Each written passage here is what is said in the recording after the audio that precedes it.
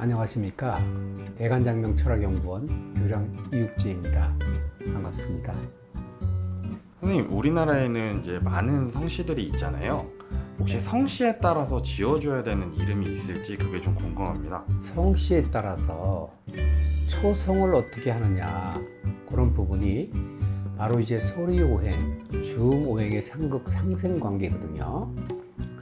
그래서 이름을 성씨에 따라서 저희가 이름이 뭐예요? 이렇게 물었을 때 저는 박뭐뭐해요. 그러면 그건 장명수 이름이 아니군요. 집안의 어른이 지어주셨군요. 이렇게 알 수 있는 부분이 일단 그 소리오행의 구성에 달려 있습니다. 성씨와 초성이 상생이 되지 않고 상극이 되면 그게 이제 해당되는 나이가 20살에서 40살까지 그 분에 해당이 되는데 이사를 많이 하게 되고 직업의 변동, 그 직업거래가 불편해집니다. 오래 논다든지 또 들어갔다 해도 자주 그 직장을 옮긴다든지, 그 다음에 가정의 변동, 결혼이 잘 안 된다든지 결혼해도 깨진다든지. 그럴 때 누구나 다 그런 건 아니고 그런 이름을 쓴 사람이 사주하고 운세하고 같이 맞아 들어가게 되면 상극의 이름이 그 세 가지 불안감이 있기 때문에 그런 구성을 맞춰주는 건데, 예전 같은 경우나 지금도 마찬가지입니다. 집안의 어른이 지어주시거나 혹은 종교적인 이유로 인해서 기독교라든지 혹은 법명, 그리고 저 법명식으로 지어준다든지 하게 되면 그런 소리오행을 맞출 수가 없습니다. 이름을 가진 분이 자가 진단할 수 있는 방법을 알려드린다 하면 이김박 최정이라고 하죠. 오대성이. 그래서 이씨성 같은 경우는 앞에 이씨가 수료명이 토기 때문에 수를 넣지 않습니다. 수의 오행. 그럼 수의 오행이라는 것은 미음, 비읍, 피읍이죠. 우리가 마바파라고 하는데, 예를 들어서 이민영이라든지 그 이민우라든지 이렇게 안 쓰는데 연예인 이름이 그런 이름이 있는데요. 그 왜 그런 이름을 쓰죠? 이럴 때 일반적인 이름을 얘기하는 거고, 연예인 이름은 예외로 합니다. 왜냐면 연예인 같은 경우는 인기를 목적으로 해서 이름을 바꾸는 경우가 많기 때문에 연예인은 상극의 구성을 쓸 수 있거든요. 이 시성에는 미음, 비읍, 피읍을 쓰지 않고 목의 오행을 쓰지 않습니다. 목의 오행은 잘 아시는 분은 아시겠지만 기억이나 키역, 즉 각하라고 하거든요. 이강민을 쓴다든지 이강철을 쓴다든지 이렇게 되면 아까 말씀드린 주거에 불안이 오는 거죠. 김시성에는 앞에 토의 오행을 넣지 않습니다. 토의 오행. 토의 오행이라는 건 이응이나 히읗인데 이제 쉽게 얘기하면 아하라고 합니다. 금의 오행 같은 경우 요게 논란이 될 수가 있는데, 이름을 정석으로 짓는 분들은 금의 오행은 화의 오행을 써야 되고 수의 오행을 써야 된다. 금의 오행이나 토의 오행 이런 경우는 좋지 않다, 이렇게 말씀하시는 분들이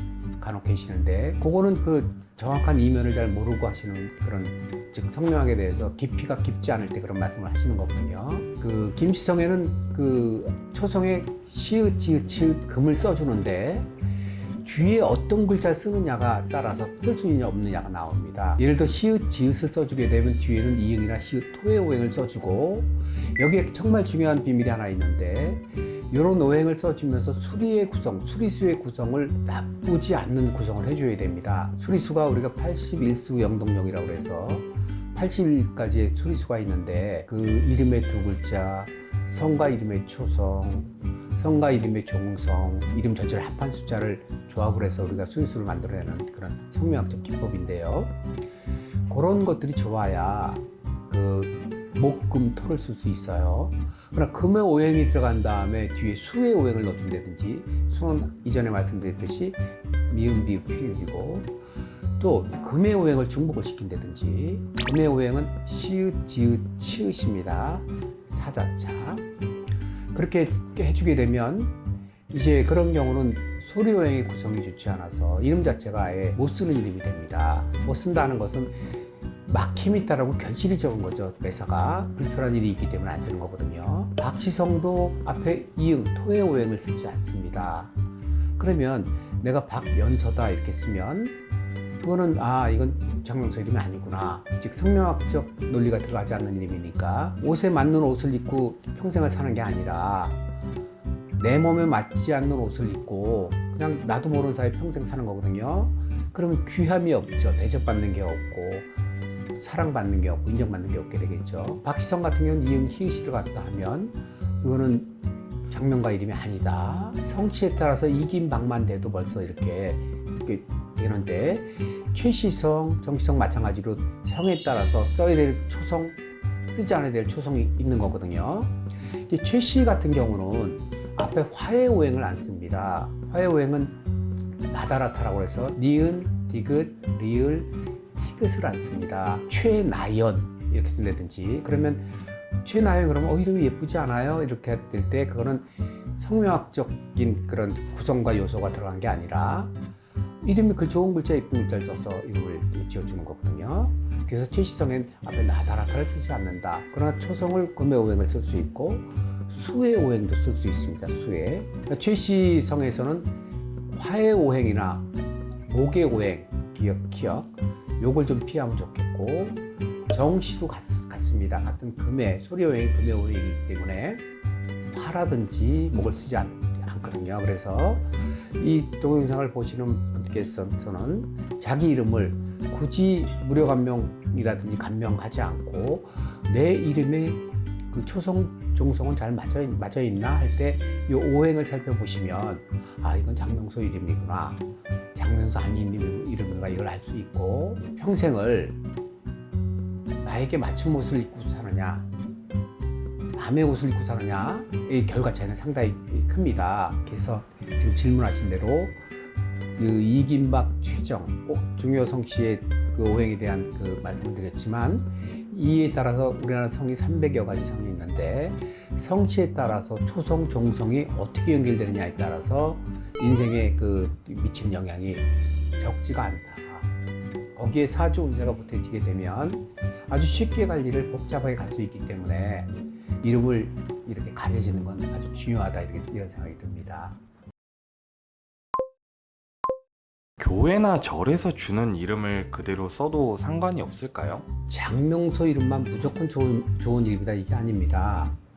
이제 나름대로 방식대로 이름을 짓는데 그 집에서 짓는 이름, 어른들이 지어주는 이름, 또 교회에서 짓는 이름, 절에서 짓는 이름 이런 이름 받아 쓰셔도 큰 문제가 없습니다. 다만 이제 가치의 차이가 있겠죠. 내가 어느 쪽에 비중을 두느냐, 예쁜 이름에 비중을 두느냐, 또 종교적 이름 같은 경우는 하나님 은혜에서 하은이, 주님의 은혜에서 주은이 이렇게 그 하나님과 연관된 그런 이름을 쓰거나 아니면 성서에 나오는 이름들이죠. 뭐 요셉이라든지 가톨릭 같은 경우는 그 세리명을 또 쓰기도 하죠.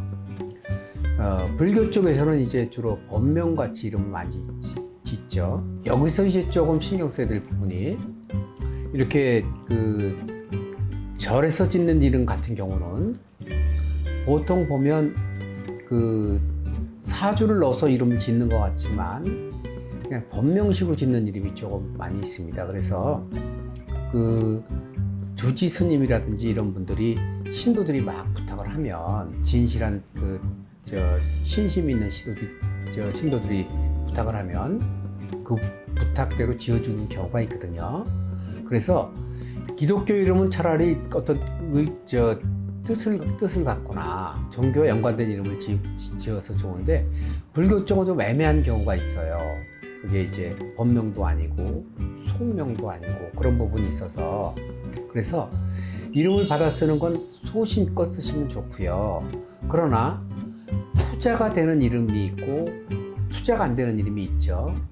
종교적 이름 같은 경우는 그냥 어떤 신념으로 짓는 것이지 그 결과나 이런 거하고 아무 상관이 없는 이름이니까 내가 기독교다 그러면 종교식으로 이름을 짓고 불교다 하면 종교식으로 이름을 짓는 건 좋지만 그렇지 않고 종교가 어느 쪽에 내가 치우치지 않는다 그러면 태어난 연월일을 시를 살피고 부모님과의 그런 내용을 좀 살펴서 이름에 반영을 해서 지어주게 되면 이름이 이름 값을 합니다. 그래서 이름이 어감이 좋다, 뜻이 좋다 하는 이름으로 성공하고 복이 따르는 게 아니고 이름이 그 사람 사주에 어떤 영향을 미치느냐에 따라서 조금 더 발전할 수 있고 또 발전셔야 될 수 있고 답답하면서 할 수 있고 또 그것이 배우자 운에 영향을 미치거든요.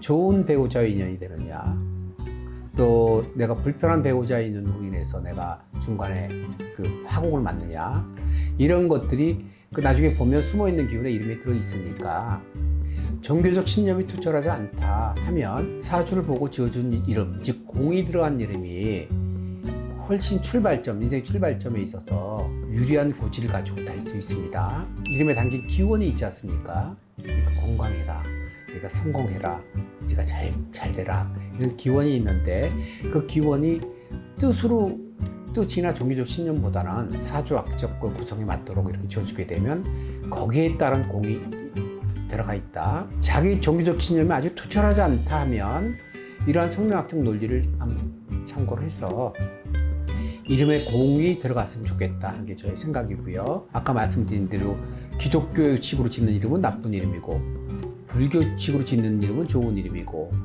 또 성명학적으로 짓는 이름은 더 좋은 이름 이런 논리가 아닙니다. 공이 들어가느냐 내가 이름에 어떤 정성을 들이느냐 아니면 그냥 이런 논리를 무시하고 쉽게 주느냐 그래서 사실은 이런 것들을 다 따지고 보면 종교적 신념이 강한 사람들을 보면 비겁이 많은 사람들이 맹목적으로 믿는 경우가 있고 혹은 그 사주가 약한 사람들이 무조건 절대자에게 의지하는 그런 형태의 사람들이 있고 편인이 강한 사람들이 있어서 편인이 강한 사람들은 편가리를 잘합니다. 네 편, 내 편, 내가 옳고 남의 그런 내용들은 잘 안 믿습니다. 그래서 제가 사주 상담을 하다 보면 편인의 성향이 어느 정도 힘을 가졌느냐에 따라서 상담이라든지 상담의 결과가 아주 달라지는 경우가 있거든요. 그래서 그러한 것들에 관련된 경향이 있는데 이름은 소신껏 시대에 좀 더 자녀의 그 미래를 생각하신다 하면 성명학적 내용, 사주학적 내용을 참고해서 이름을 지어준다 하면 후회할 일은 절대 없습니다. 네, 선생님 답변 감사합니다. 어디에서 이름을 받든 간에 막 지어진 이름보다는 정성이 들어간 이름이면 좋다. 선생님 오늘도 좋은 답변 감사합니다. 감사합니다. 저희 대성TV를 구독해 주시고 사랑해 주신 많은 분들께 감사의 말씀드립니다. 구독, 좋아요는 좋은 영상 제작에 힘이 됩니다. 구독, 좋아요 부탁드립니다. 감사합니다.